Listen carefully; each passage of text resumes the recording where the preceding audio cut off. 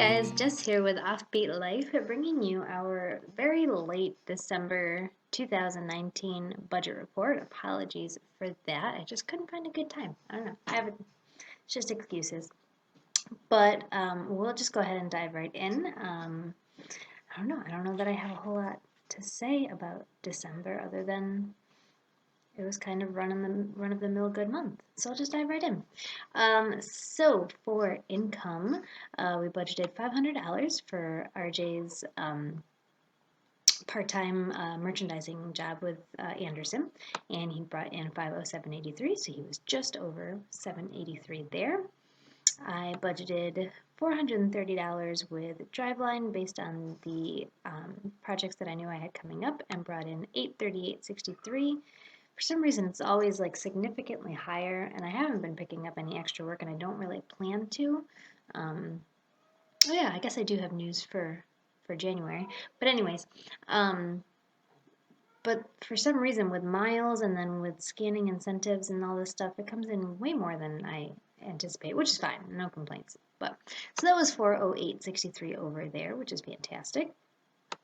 December was the last month of Hasbro. I am done for the season and taking a breather. It's been really nice, which is why I have no excuses for this late video.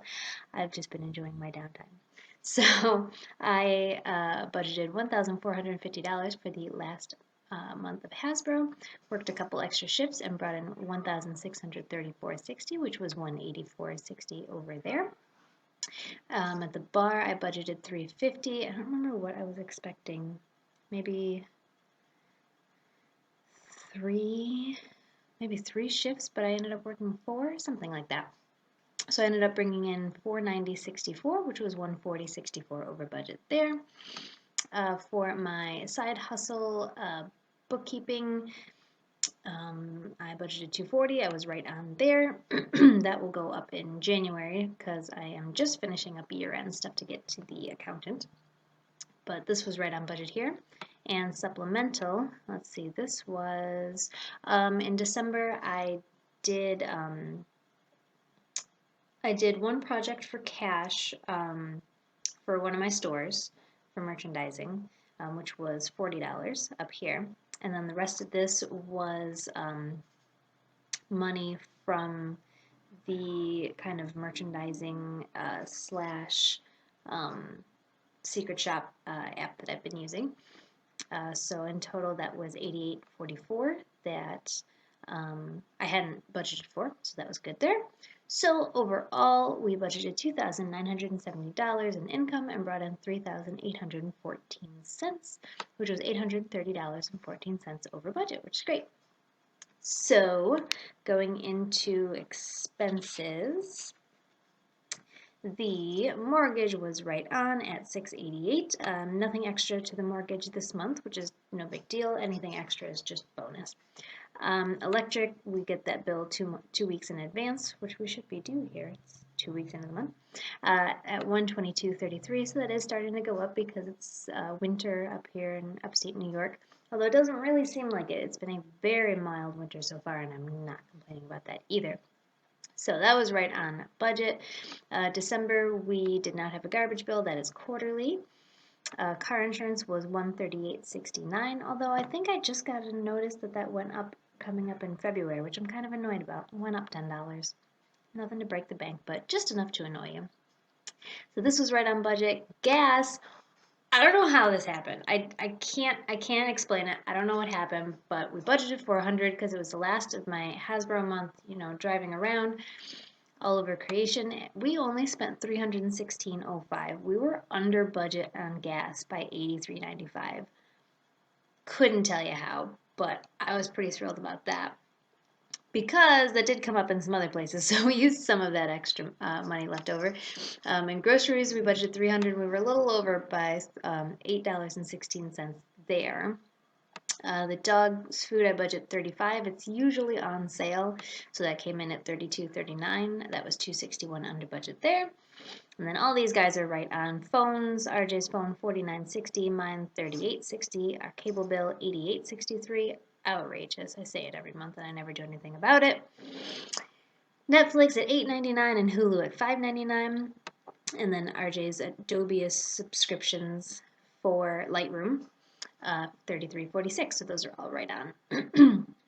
And then for Christmas, I did go over budget here. I budgeted $350, which is more than I normally do, but I bumped that up right at the end of November because my brother and I decided to get my father a new TV for Christmas, which would not have fit into my original budget. So I bumped it up to accommodate that, but I did end up still coming just a bit over by $961. Nothing crazy. And then $50 for miscellaneous. This one we went even more over by $16.16, and that was intentional as well because we were fine all month. I had to get a new pair of pants. Oh, my pants. Let me tell you, I ripped my pants wide open. I was so mad. My phone, I always have my phone in my back pocket, and as phones grow, they start to stick out. And I was climbing one of, I don't know if you've seen them, one of those ladder carts at Walmart because I was working for Hasbro and I was downstocking. And my phone caught on like the handle thing there and yanked down, and I didn't look, and I was just like, oh, that's a good way to rip your pants. I look, my butt's hanging out. Oh my goodness, it ripped like the whole, well, okay, not the whole, but like half the pocket off. So I just had like this big flap just hanging there. I was so mortified. So needless to say, from there I went and bought a new pair of pants. So, but I shopped secondhand at Salvation Army, so the pants were like, they were $3. I think they were supposed to be $6, and the girl accidentally gave me half off, which I also didn't complain about. Anyways, let's see, $6 for parking. Oh yes, well, I won't get into that whole story. It was a parking garage. That's too long of a story to get into here, but no big deal. I bought boots. I bought these cute little like ankle boots because when I bought the pants, they were nice black pants. They were exactly what I had been looking for forever, like kind of a legging dress pant hybrid that fit like a legging but looked like a dress pant. And so it was perfect. But they were fitted all the way down to the ankle, and then they just kind of stopped there, and then I had like my crummy sneakers on, and it just looked terrible. So I had to buy these cute little $13 Walmart ankle boots, and I love them. I've been wearing them every day. So, let's see. Gavin got some books from school, which was $8 and $10 because they were behind, so that was 2 months worth, which was annoying. Again, let's see. Tags. Oh, I needed tags for Christmas presents, so that was just $1. So we were fine up until that point, and then New Year's hit, and we went and bought some drinks. So that was $23.73, and that put us over. But because we were so far under on gas, I wasn't super worried about it. So long story short, our total expenses, we budgeted for $2,309.29 and spent $2,256.66, which was $52.63 under budget. So all said and done, we were still under budget. So that leads into our savings, the most fun part. So we ended up having an additional $882.77 left over on top of what we had anticipated. So let's see, this was a matter of rounding.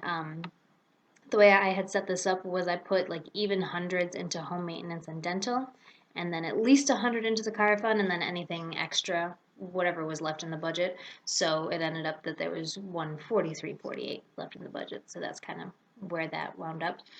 But you will notice that this balance here has actually come down. So we did end up in December. We've been in the back of our minds, we've always wanted another Jeep Comanche. We had one and it wasn't in very good shape, so RJ got rid of it. This was been probably, 6 or 7 years ago. Or no, maybe not quite that far, 5 or 6 years ago. And so one of his clients had a Comanche, and the deal fell through on it with the customer that they had. So they offered it up to us for $1,000. So we went ahead and did that. So we're back to 4 vehicles, which is absurd. We always do this. We always have way too many vehicles. But hopefully, we've got kind of a soft plan in the works for, more travel and using the Comanche for that, and probably scrapping the scrapping the Cherokee, selling the Grand Cherokee, all that good stuff. So eventually, hopefully this is a step in the right direction. So we pulled $1,000 out of the car fund for that.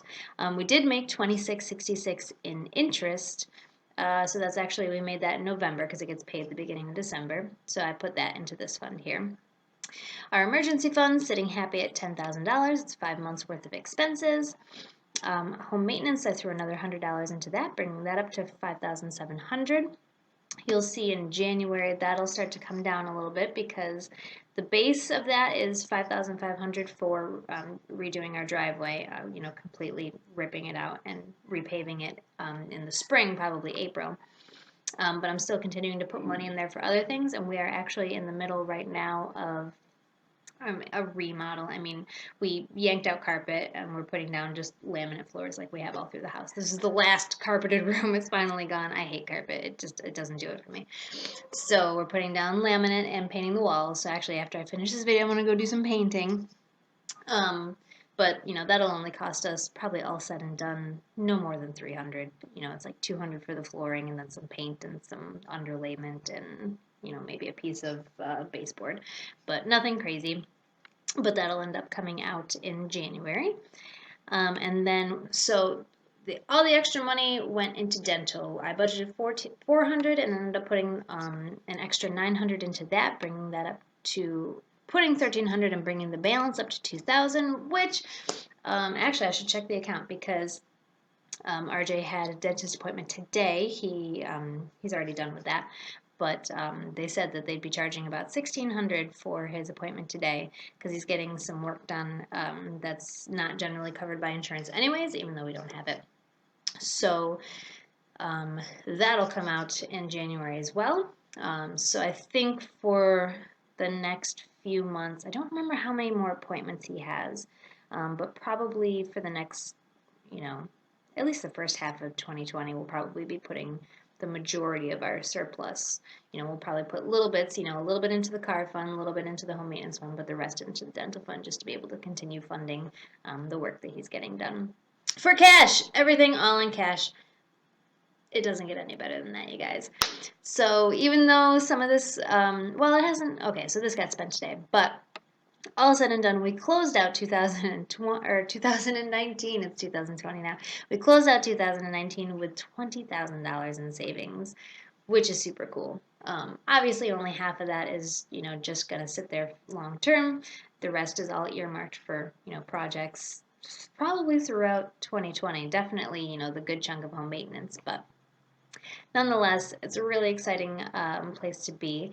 And so stay tuned because we will be back in about 2 weeks here with our January, and I'll have some updates, some shovel updates, some work updates, things that I have changed going forward. So I've got a new job that I started in January, but I'm not going to tell you now. You've got to come back next week or in 2 weeks, next month, whatever.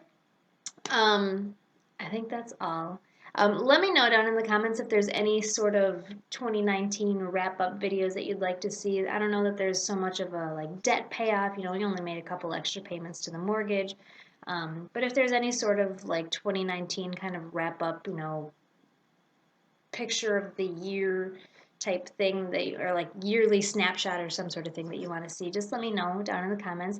Also, let me know how your December went. Let me know how your year turned out and what you are planning for the upcoming year. And we will see you guys again soon. Have a good one.